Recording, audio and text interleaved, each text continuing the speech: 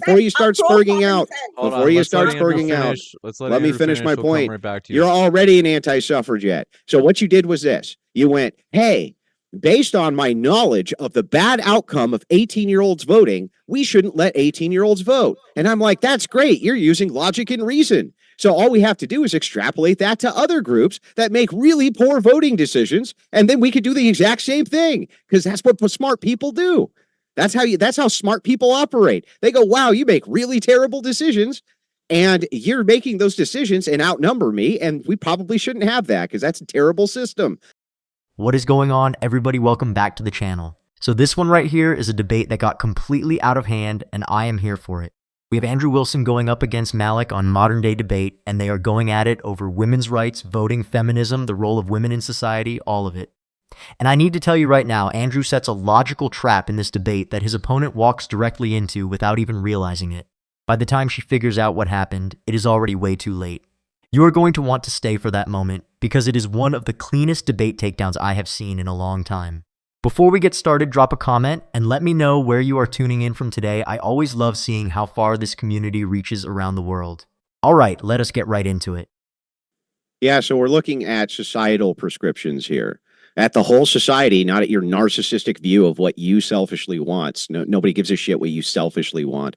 We're looking at the societal view of what's actually good, which is what I put in my entire opening statement. So if we're talking about oughts, why ought we do a thing? We can look at the results of the thing and see if we ought do it or not do it. Here's the results of women voting. The results of women voting are no-fault divorce, the result of which is the divorce rate is sky high. It's through the roof. We're not reproducing in our nations. You vote for degeneracy overwhelmingly. That's plenty of reasons why we ought not let women vote. Can you give me the ought for why women should vote, please? Give me the actual ought, other than, because I really want to. Because, Shira, if I'm empowered, hear me roar. Can you give me a single ought for why women ought be able to vote? I'll have to agree with you on one thing. I will agree with you. White women are stupid, to be honest. Like, even I say that because they're arguing with me about Islam, and I'm just like, do you even know? So I will agree with you. But again, don't generalize women all around the world, because there is women like it. I will agree with you on a few things. But the thing is, that divorce rate that you're saying is high up, no fault divorce. You know what? You think that people are going to just like be together again for like 30 something years like it was back in the days? No, this is not the world we're living in. We're online. Things don't freaking work out. People, I think people are rushing into getting married. Can you answer my question? Hang on. They meet each other for like 6 months and then they're getting married. No, and then of course the divorces are going to happen. Divorces are also happening more because now we have the option to divorce. Before we didn't have the option to divorce. Yes, you did. Right? That's what you were saying. Yes, no, we didn't. Yes, you did. How did we have? Okay, again, like even in Islam, we have the option to divorce, but it is so difficult. It is frowned upon, and even in a society, a divorced woman is frowned upon. So she didn't actually give me an answer to my question, which I asked her is why ought women vote? I have an actual ought why they probably shouldn't, and why most men probably shouldn't. Because hang on, lady, calm down, lady. She never actually gave me. She never actually gave me an answer to my ought claim. I gave her a really good description because the results are really bad. That's why you ought not do it. Why should you? She didn't answer the question. She doesn't know. She just really wants to. Ultimately, though, if I could provide you with a societal example, which is better if you don't vote, you should probably go for that. That makes way more sense. That's logical. That's reasonable. What's illogical and not reasonable is for you to say, I freaking heart voting, and that's why.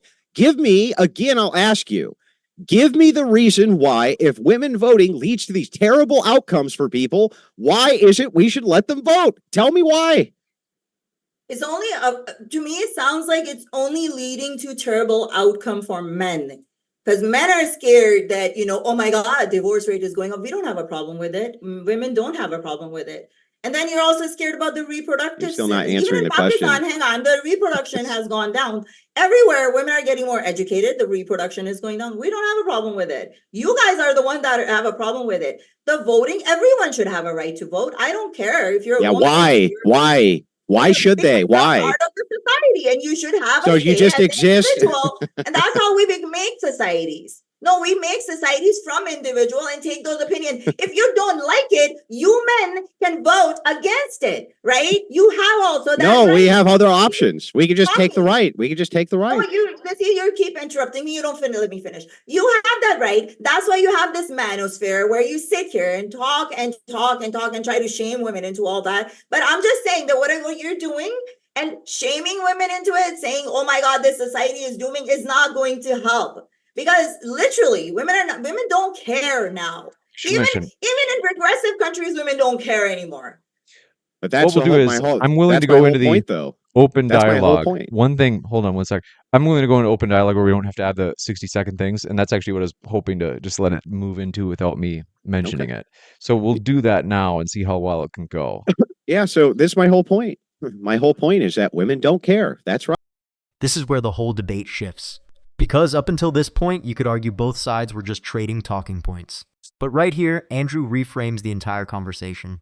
He stops playing defense and says, look, we are not talking about your feelings. We are talking about what is actually good for society as a whole. And that distinction is everything.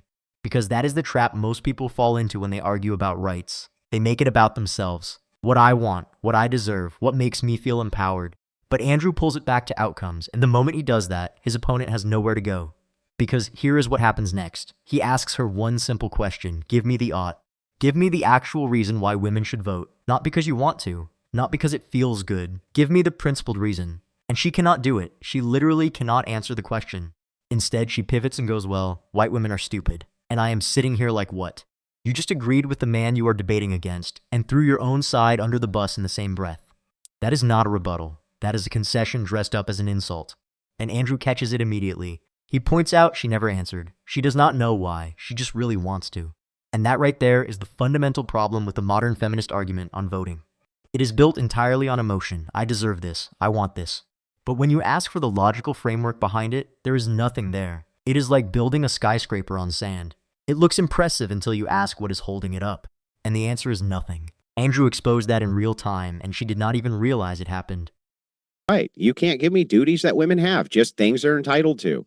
Not duties that they have, things they're entitled to. So the thing is like if men can necessarily see this as a bad outcome on society and they have force doctrine on their side, you do realize that eventually will probably lead to men just stepping in and taking it from you, right? Like do you understand that men are capable of doing that? Women are not capable of doing it back because of that.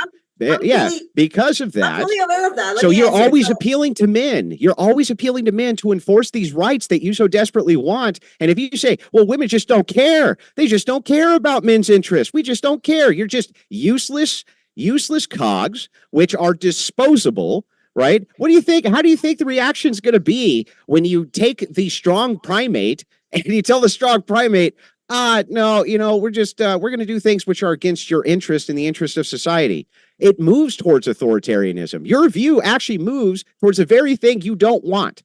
See, the thing is, your interest, your men's interest, it conflicts with my human rights, right? Like the fact that I can't vote, I shouldn't own a property. Because if I own a property, I should have a right to vote as a woman or as a man, because I'm contributing into that society. If you want to go back into like where women are forced to stay home and be, taking care of their kids and all that, I think that again, the only way men can control women is by force. But wait, that's not even a good argument. That's exactly what listen, that's not a good argument. Hang on, relax. That's not actually a good argument. If you had started an argument with me by saying, Andrew, I think we should go back to property owners being able to vote, men and women. I think that's a fine argument, but that's not your actual position. You just said I deserve to be able to vote because I own property. Right? Okay, but that's not what you said. What you actually said is everybody deserves the right to vote because they fucking exist. But I still say that. No. We don't let all sorts of people vote because the outcomes are bad. I'm going to tell you why everyone should vote. Because it doesn't matter who you are. You're still living in this society. You're still contributing to the society. You're still shopping. You're still traveling. No. How come you cannot? No, how come you Most people are net drain on society. I do want to give Malich because they take more from the system than they give to the system. Do you No, no, no. understand that? Malich, one What do thing you is mean? if you ask a question, so like if you're trying to explain something and then you ask him a question, then I kind of have to let him talk. So if did you feel like you finished your point there? No, no. What I'm saying Not to you, you. I'm talking to oh, sorry. Malich. My whole point here, I am saying that as a society, if we're going to create a society and we're going to call it freedom for everybody, equality for everybody, which I think is how we can, as much I know that everything cannot be equal. Okay, someone's gonna get some, but how can you say that even if that person is sucking in from the system, it is still part of the system, their opinion still matters, whether it is right or not. No, I don't believe all Pick a opinions are Andrew. Somebody is not equal. contributing to the I'm going to society. answer Well, your you have no question. say. I'll Let's answer kick it your over to Andrew. question. It's very clear to me that you should not have 18-year-olds nullifying the vote of 40-year-olds who've been participating in the system for twice the amount of years that they've been alive.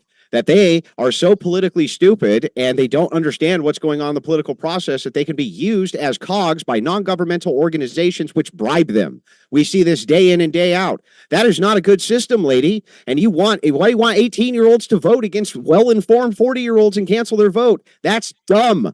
We should never have a system like that. And when you look, all we have to do is look at the outcomes of who can be bribed by non-governmental organizations who sometimes give billions of dollars in kickbacks to politicians and book deals and things like this in assistance for them passing legislation that they want. They bribe portions of the electorate to do this. That's a terrible, terrible system where we're never supposed to have mandatory participation in voting. Our founders would be rolling over in their graves if they heard that everybody could vote. That was never the way the system was set up. Okay. And then she says something that actually helps his argument more than hers. She goes, women do not care anymore. Even in regressive countries, women do not care. And Andrew is like, exactly. You just proved my point. You cannot name duties that women have. Only things they are entitled to. Think about that for a second. In any functioning society throughout human history, every group that had rights also had responsibilities attached to those rights. That was the deal. You get something. You owe something back. But what she just admitted on camera is that modern women feel entitled to the benefits of society without any corresponding obligation to maintain it. That is a wild thing to say out loud in a debate. And then Andrew makes the enforcement argument, which honestly might be the most uncomfortable truth in this entire conversation. He says you are always appealing to men. Every right you claim, you need men to enforce it for you. And if men collectively decided those rights are producing bad outcomes, what exactly stops them from just taking them back? She has no answer for this because the answer is nothing. Nothing stops it except the goodwill of the very men she is criticizing. In the history of the Roman Republic, citizens had rights because they had military obligations. You could vote because you were willing to fight. That was the social contract. Rights and duties were inseparable. What Andrew is pointing out is that we have completely severed that link and the results speak for themselves. Then he catches her contradicting her own position. She argues she should vote because she owns property. But 2 minutes earlier, she said everyone should vote just for existing. Those are two completely different arguments, and she does not even notice she switched between them. Andrew noticed, and he called it out perfectly. So I do agree with you. Maybe we can raise the age. I think we should be able to raise the age once you are out of the college and you're actually contributing into the society. You've got a job and stuff. Okay, I can agree with you. Oh, great! So we can limit voting. That's good step one. Don't interrupt. Don't interrupt because I'm like trying to, Yeah, that's a good step one. with your points. So I can agree with that. Like you're too young at 18. I don't even know. Like I didn't even know about anything about politics. Like in 18 at that time. I am not surprised. Well, no. It's not that. Don't be surprised. It's just because that was not in my face all the time with social media. We're living in different times. You have to understand. It was I went to school here. I can tell you that in high school, there was none of this propaganda about transgenders and all this political shit. It was not here. I know. I agree with you. As women driving it, by the way. Right? Sorry? Women are driving it. No, there's men also too. Like, so, okay, my question There are some men, I agree, but women are the deciding vote. Let me finish. Women are being bribed. Well, how many times do I have to let you finish? Were there, no, because you said 2 points, right? You had your 2 points. Okay, go ahead. Go ahead. 18. And then you said women are corrupt. They're taking bribes. My question is. No, that's not what I said. Yeah, you said they can be bribed all by these organizations. I said at that point I was talking about portions of the electorate can be bribed. Like you have to untangle these concepts so that you understand what I'm saying. Before the women were even involved, the men weren't being bribed. All these in history we see the men are not traitors. Like, what are you trying to say? That's a human behavior. You're going to have some women. No, that are going bribery was necessarily limited by the voting pool. So if you had a stakeholder in, you're actually there far was less. no men that I wish that I were could answer your question that you just asked me. But anyway, yeah, bribery is necessarily limited because you can't if you have a more limited voting block, it's way harder for them to raid the treasury on behalf of a certain demographic. And that's what the divisive hang on, can you calm down for 2 seconds?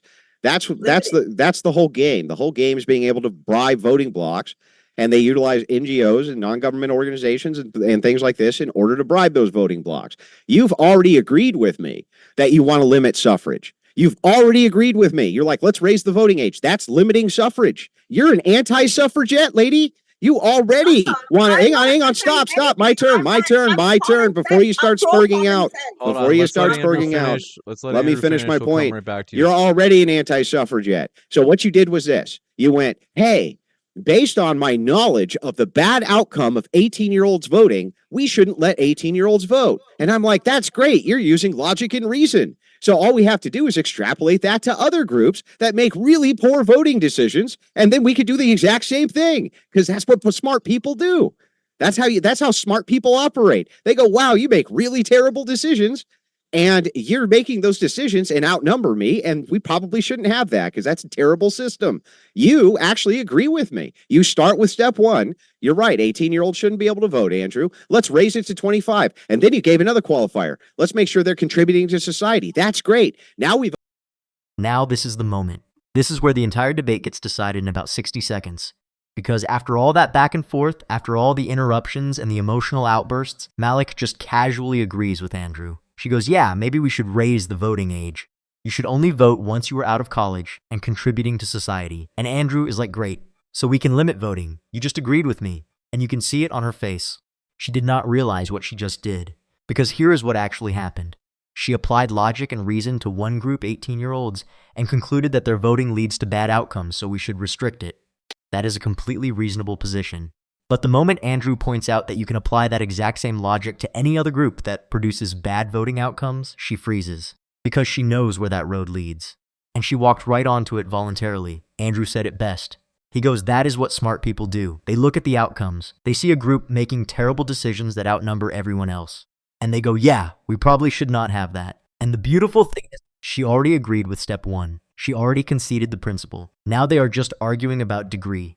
And that is a debate Andrew already won because the framework is his. She is operating inside his logical structure now, not hers. She went from women deserve to vote because they exist to, well, actually, maybe not everyone should vote, and she did it in the span of 10 minutes. That is not a debate loss. That is a full ideological retreat caught on camera. And I do not think she even understood what happened until it was too late. So what do you guys think of this? Leave your thoughts down in the comments. Please like and subscribe, and I will see you in the next video.